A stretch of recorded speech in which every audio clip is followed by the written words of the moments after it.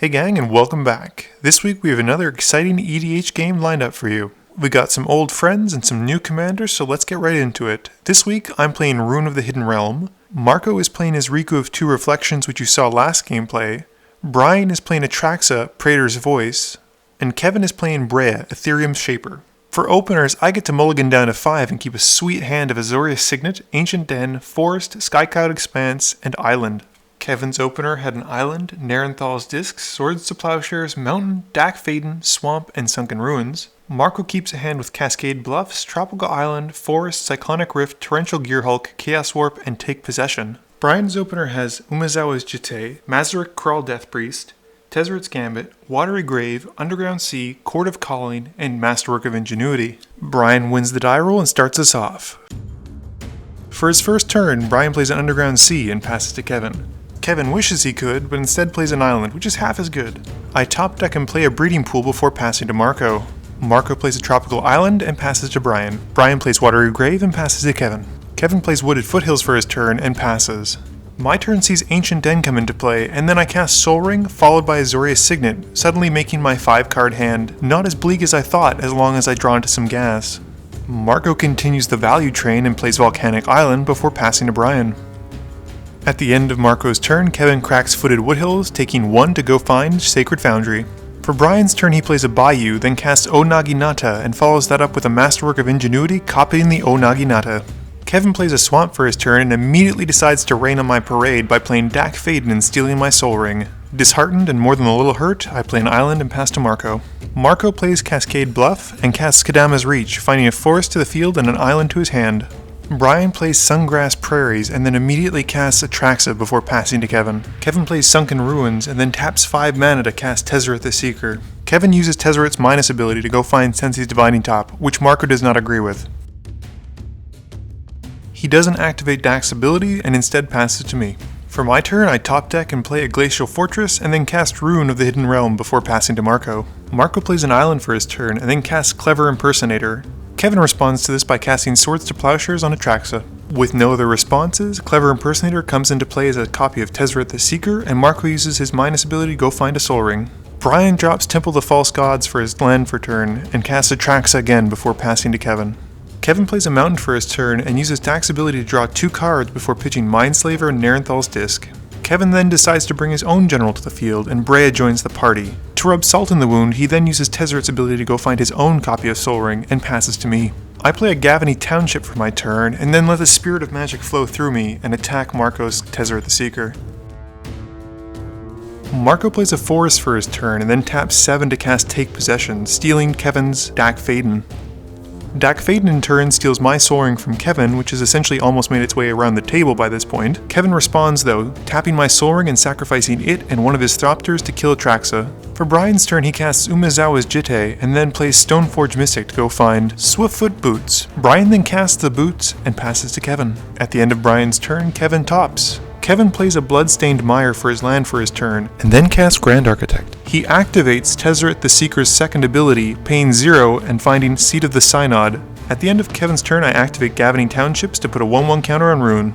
Drawing and playing yet another super exciting Forest, I move to combat, swinging Roon at Brian for 5. With nothing else, I pass to Marco. Marco's turn is about as exciting as mine is, and he plays Birds of Paradise before passing to Brian. Brian plays what I think is an isolated chapel and then casts his own Clever Impersonator, also copying Tezzeret the Seeker. Brian then uses Tezzeret's activated ability to find his own Soul Ring, reminding me how sad it is that I'm the only one without one.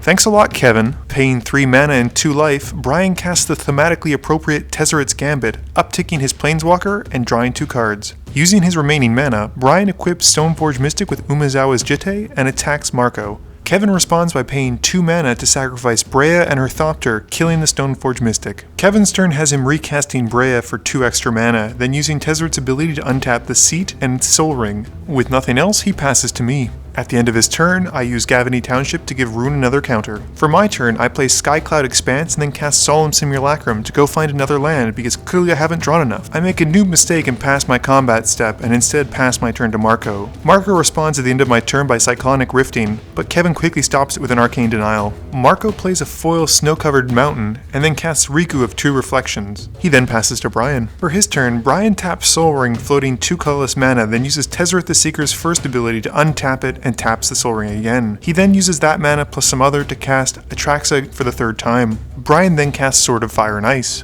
Brian then pays 1 to move the Swiftfoot Boots onto Atraxa, but as everyone I'm sure predicted, Kevin uses Breya's ability to kill her. At the end of Brian's turn, Marco casts Chaos Warp, targeting Kevin's Tezzeret the Seeker. In response, Kevin uses Sensei's Divining Top to look at the top 3 cards, which he shows to us, which consist only of lands, and instead cracks Bloodstained Mire, taking 1 to go find Scrubland. Unable to stop the Chaos Warp, Tezzeret gets shuffled into Kevin's library, and he reveals the top card, which shows Sculpting Steel, which comes into play as a copy of Sword of Fire and Ice. With all of these interactions finished, Kevin then uses Sensei's Divining Top to look at the top 3 cards and finds 3 bad cards, so he cracks his Verdant Catacomb, taking another 1 to go find Blood Crypt. I respond by tapping Roon to flicker Solemn Simulacrum.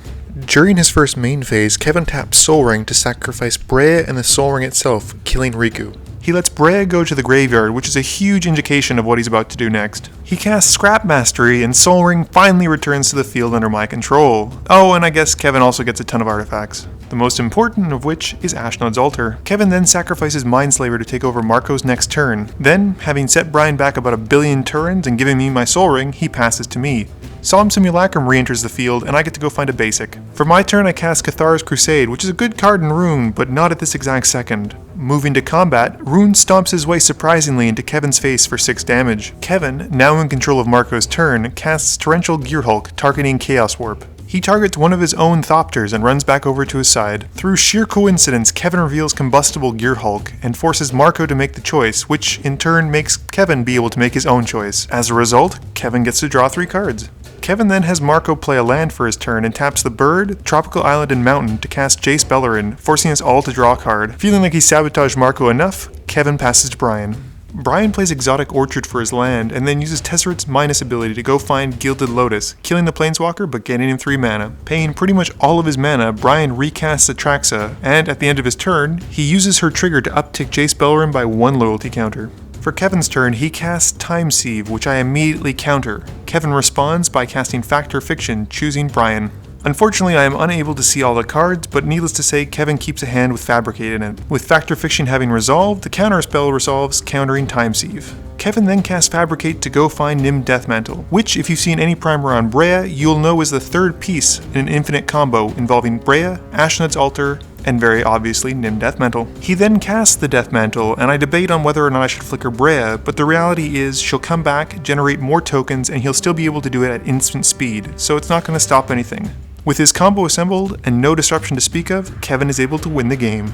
Game review time. So, if you're seeing the Atraxa deck that Brian's playing, it's pretty much his Rafik deck, only with black added to it. It's got some other spells in it, and I give props to Brian for not making a typical Super Friends or Pure Infect deck, but he really seemed to need to have Atraxa on the field to be able to contribute anything to this game. Marco's Riku deck was a lot of fun again. He was able to do some cool stuff, and I really like Take Possession. Unfortunately, he got kind of screwed over when Kevin was able to take his turn for him, but that's the nature of Mindslaver. I rebuilt my Roon deck after not having a Bant deck to really play. Unfortunately, it seemed like I drew basically every land in my deck, and as a result, I wasn't really able to do very much this game. I've been thinking about making a Roon Voltron deck involving things like bouncing Stoneforge Mystic and Trophy Mage, but I'm going to save that for another time. Kevin's Breya deck was in control almost the entire game. She was brutal.